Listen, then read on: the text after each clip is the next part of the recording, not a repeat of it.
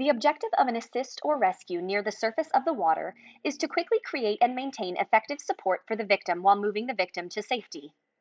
Bing defines assist as an act of giving help, typically by providing money. In this scenario, the lifeguard will demonstrate what you should do when a victim chokes on water. Watch carefully now. Here is the victim choking. The lifeguard will now introduce themselves and ask if the victim needs help. My name is Nathan and I am a lifeguard. How may I assist you? Oh, I just choked on water. I'm all good. Rule number 1, never trust a victim. They don't know if they are in need of assistance.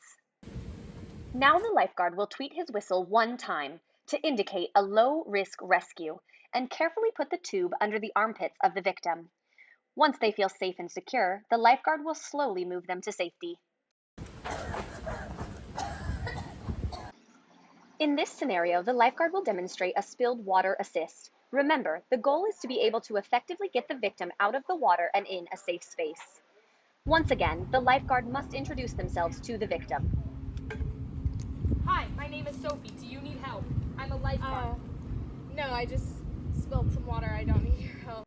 Rule number 2, know when to help your victim. In this situation, the victim is so confused from the water that they are unaware of the risk. The lifeguard will now proceed to do a spilled water assist. Tweet. In this scenario, the lifeguard must tweet once as it is still a low-risk assist. Then put the tube under the shoulders from behind the victim.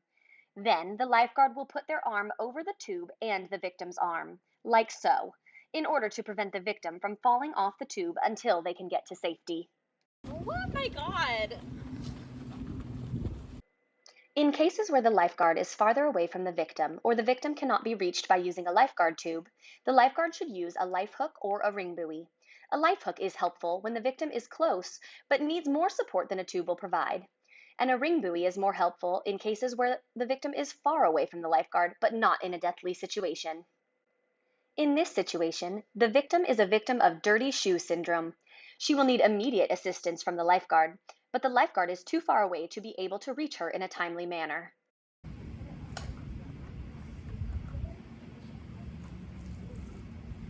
Sit. In this scenario, consent is implied, and therefore the lifeguard is required to go up and help under the duty to act law. The lifeguard must tweet 2 times as this is an immediate, high-risk situation. I need you to grab my pole. That's what she said. Here, the lifeguard must ignore the crass comment made by the victim as they are in shock.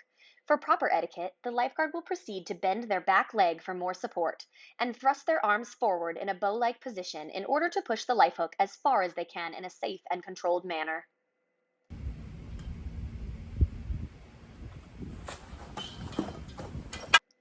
In this situation, we will explore what happens during a lost water bottle procedure. The procedure and process should be the same as a lost sunscreen procedure, and therefore the procedure may be intense. The risk factor in this is not only dehydration, a serious affliction, but also skin cancer, an even seriouser affliction.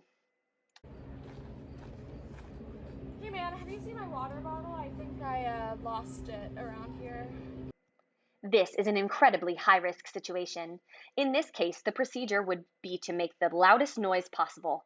If you do not have access to air horns, you must insert your whistle into your mouth and use the most wind power you can gather from your lungs. You lost your water bottle? Yeah, I mean, it's fine. I can just drink more water at dinner. In this scenario, the lifeguard would need to run all around searching for the water bottle. If nothing is found, then the lifeguard must proceed to throw the ring buoy at the person in order to protect them from dehydration.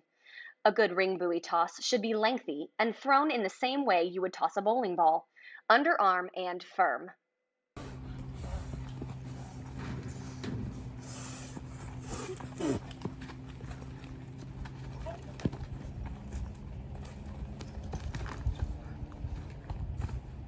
I really need to stop coming to this lake.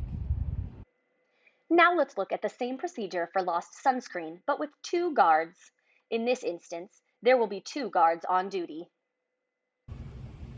Hey man, have you seen my sunscreen? You lost your sunscreen? With both guards on duty, One needs to use a life hook, the same way as before, and the other would need to do a ring buoy toss. Yeah, but it's okay. I've got some back in my room.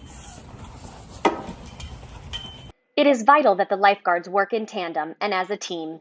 Lifeguards must always be ready to work together regardless of personal differences in order to be prepared for any emergency and keep the guard area safe.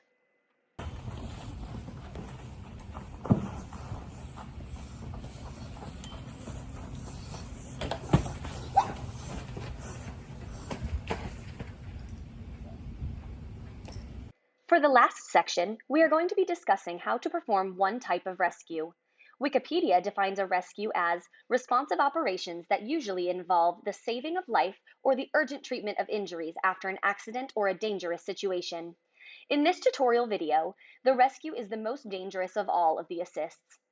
In order to effectively perform a rescue, the lifeguard must sample the victim, so long as they are not unresponsive. For this demonstration, the lifeguards will now practice sampling each other before moving on to the actual rescue.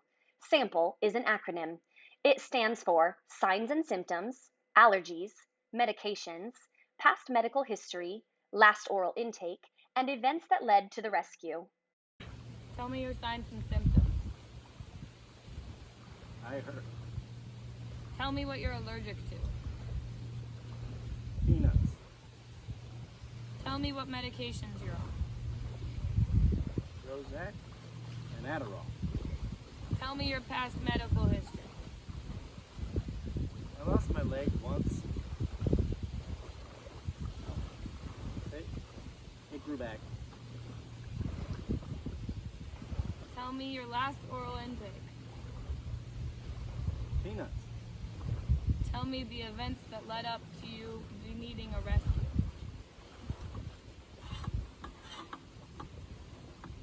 I ate peanuts.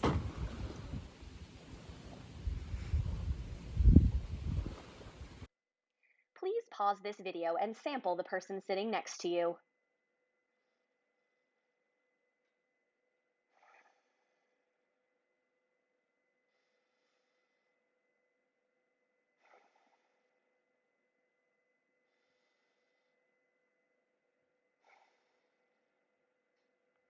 Now that we have done that, we will proceed to talk about an instance where sampling and the backboard must be used. In this scenario, the victim will complain of pain in their neck and head. This means that the victim is in urgent need of a spinal. During a spinal, it is imperative that the lifeguards do not trigger any movement in the spinal cord, including back, head, and neck. My name is Lifeguard, and I'm a Nathan. Do you need assistance? No, I just twisted my neck just a little. Never listen to a victim or get consent. In this scenario, the lifeguard must call for help and needs to use the air horn that all guards are required to carry on their person at all times. Horn noise. Now that he has done that, the lifeguard will proceed to sample the victim. Tell me your symptoms. I just twisted my neck a little bit too aggressively, and that's it. God. Exclamation. What are your allergies? Impotence. Since this victim is clearly hysterical, the lifeguard must manually call for a backboard and assistance. Call 911. I need a backboard and assistance. Uh-oh.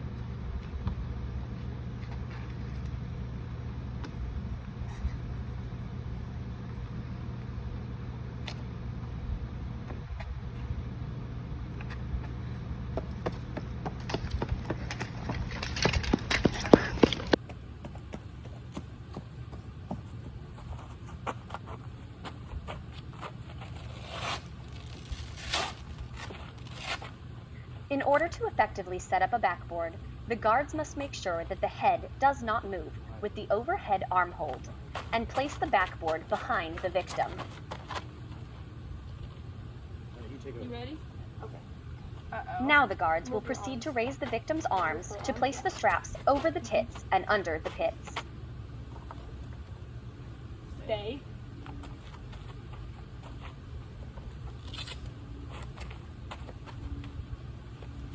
Hits.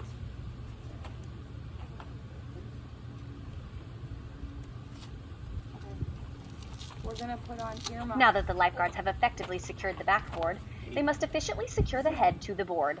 Keep in mind, the guard should be talking through the procedure the whole time, with the victim, without scaring them. Don't worry, I got it. I got it. I'm holding it still. Now that the victim has been secured, the guards will lower the victim to the ground as fast as possible. It's okay. Okay, let's lower. On my count. Go. Head down.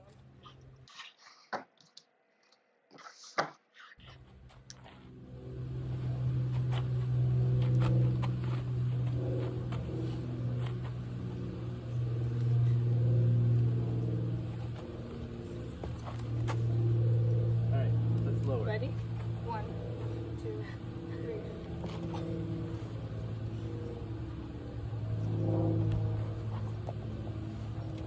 All right, now we got to get her to land. We did it! Now that you have learned all of the waterfront rescues and how to use waterfront equipment, you have almost officially become a lifeguard. The last step is to find someone in the water, take a picture of them drowning, and send it to the National Guard Association in order to prove that you can recognize a drowning victim. Good luck!